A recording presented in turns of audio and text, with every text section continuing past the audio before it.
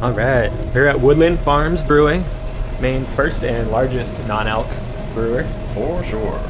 Yeah. What do we got around? Well, I mean, tanks, obviously. We've 12 tanks, always filled with something.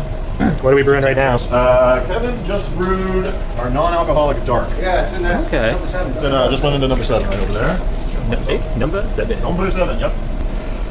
Always clean, always something going on in here. Oh, yeah. Is here. Brew 10 barrels at a time. Nice. Yep. How's it going? That's Kevin, he's our head brewer here. Nice to meet you, Kevin. You too, bud.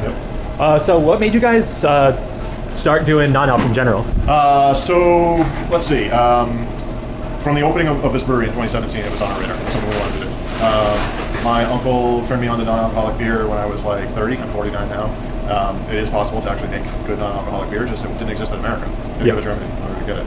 So in 2019 we did that. We went to Germany. They were doing one of the Oktoberfest, and I learned a lot about making non-alcoholic beer when we were over in Germany. So we brought that back here and then applied modern American beer making technique to this German concept of using maltose negative yeast and certain mash profiles, and sort of really treating it like how to not create fermentable sugar instead of creating fermentable sugar. Gotcha. It's a totally different style of brewing. It's a totally different way to brew. If you could explain the style of brewing to someone like myself who has like no brewing knowledge. Sure. Well, like sugar in brewing equals alcohol. So we're trying to create sugar that is not fermentable.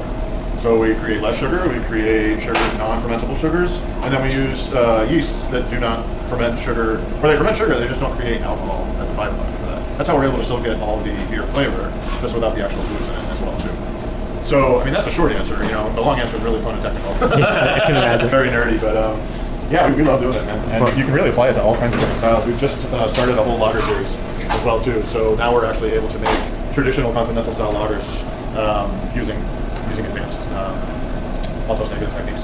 What's your favorite alcoholic beer you've got? What's your favorite non-alcoholic beer you got? Let's see. I would say my favorite NA hands down right now is Day Walker.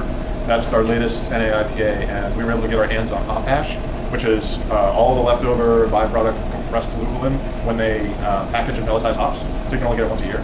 So we just crush beer with that. We crush all that. It's like the hoppiest thing around. It's so good. Alcohol-wise, I'm old school, man. I like a Pilsner. Yep. I love our Pilsner. It's great. It's Czech style, so it's a little peppery, but not too much. It's super yummy, very dry, very attenuated. I love that beer. I think it's absolutely great. Non-alcoholic beer has been around in my family for years. We've always sort of drank it. We've always drank non-alcoholic beer along with regular beer. It's a great way to have 2 regular beers and then switch over to NA.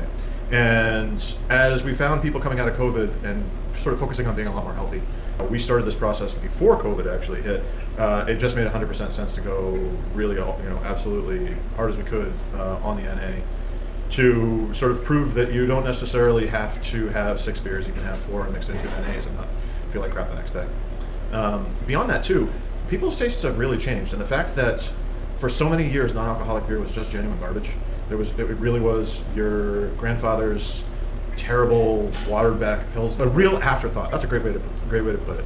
There wasn't anybody that put a ton of time and thought into it initially. So when we had the opportunity to really put out a product that we felt strong about, we just went. I mean, like with any of our products, we just went hard. That was really our thing. So one of the best things about that is that now, especially here in the tasting room, we have non-alcoholic tourism, which is such a foreign concept in general that we'll have folks come in and they'll sit down and they'll have 2 double IPA, hazy New England double IPAs, and then switch over to a Pointer, which is our non-alcoholic flagship. Or they'll switch over and they'll have a couple Pilsners, or the other way around. They've got 3 friends that are getting after it, and they're driving. But guess what? They can have just as good of a time because the beer that they're drinking tastes good, looks good, smells great, and is of the same quality as the beer with the alcohol in it as well too.